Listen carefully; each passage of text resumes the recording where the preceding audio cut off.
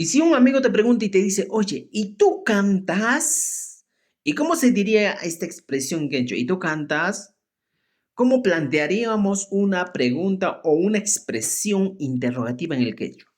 Si yo digo, ¿tú cantas? En el quechua yo diría, can, taquinquichu, can, taquinquichu. Te estoy diciendo, oye, ¿tú cantas?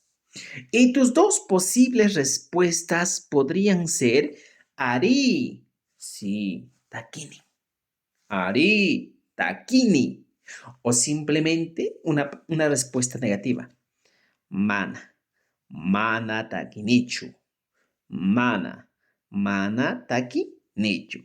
¿Te diste cuenta? Entonces, para yo preguntar, lo que tengo que saber, lo que tengo que entender es lo siguiente.